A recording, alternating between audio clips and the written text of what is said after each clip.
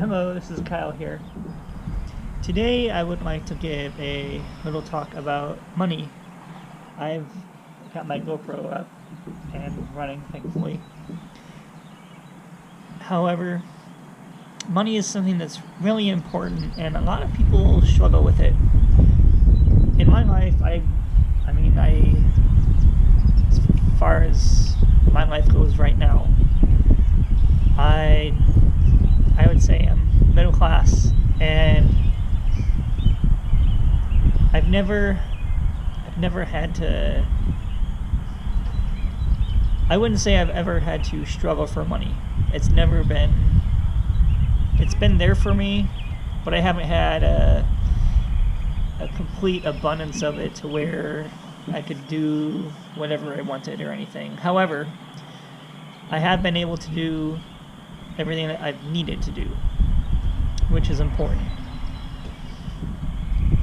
Now, a lot of this comes down to our beliefs about money and how we go about attaining it. There's two ways to really see the world. You can see it as it's me versus everyone else, and there's only a certain limited amount of things in this world that we can ever obtain, and I have to compete against everyone else to get those. Or the other mindset is there's really an unlimited amount of things, because there are things that are being manifested and created as we speak that we may not know of yet, but they're still being created through our creative process in our minds, imagined and then designed, developed, and produced. Those things are being created now. So really, there's an unlimited source of things if you think about it, and it's all up here. And that's really exciting. It's really exciting. That got me excited thinking about it. But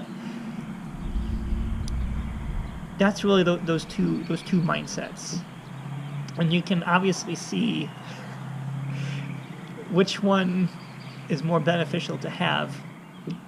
And the second one I would call a mindset of abundance, because you can never really truly have enough, and there are people out there that will create it. Now, I would say, as far as this world goes right now, we're kind of, historically speaking, we're moving out of an old monetary system and into a new one. All of this, well, technically, it's not even money, it's currency. It's all this paper dollars and all this stuff with my bank account, credit card, debit card, whatever you have. If everyone were to go to the bank and say, I want all of my money, it's in my account, they would not have, the money that's printed would not even be, it would not even come close to the supply of the money that is in the,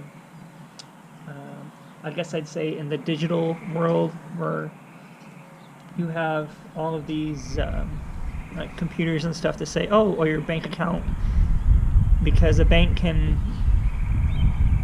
if you put in $100, a bank can loan out $1,000. That's how this system works. So whatever you put in the bank technically gets 1,000% of that, and they can do whatever they want with that. That's how fractional reserve banking works.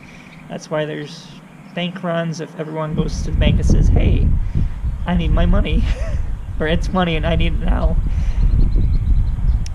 But I think we're moving into a new system which involves cryptocurrency, and that is based on trust. There's only a certain amount of Bitcoin, Litecoin that's ever going to be created and mined.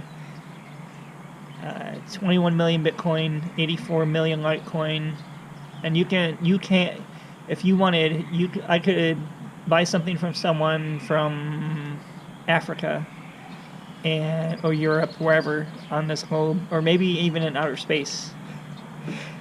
Get some space junk and literally buy it, and technically, if there's some way they could bring it down here, but I could literally buy it from some person in space. They could bring it down here, and it's mine because I bought it. And you cannot really do that with anything else, and that's really amazing.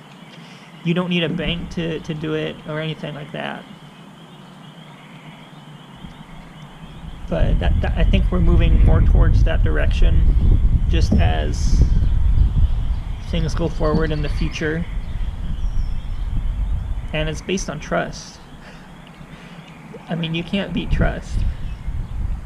It's like the one loyal friend who's always been there for you, or family member, whenever and wherever you needed them, they're there for you. That's kind of how crypto is. It's just it confuses people because they don't understand how it works. But if you want to learn more, YouTube, there's everything on YouTube about crypto. And it's decentralized, so that means no one controls it. I think if for the blockchain to change for like Bitcoin, I think you have to have 50% of the people who own Bitcoin agree on a similar thing. It's kind of like how the Congress works in the United States. And that's why it's called Congress, because it's the opposite of progress, which is actually a good thing, because if everything passed through Congress, then there would be no America. Probably more than 100 years ago. But anyway, with money, it's really your mindset about it, and it's how you think about it subconsciously. As I said, I have never had an issue obtaining money when I needed it. I may have skated by, I will admit, but I've never been short with money as far as it goes in my life. I consider myself lucky in that regard.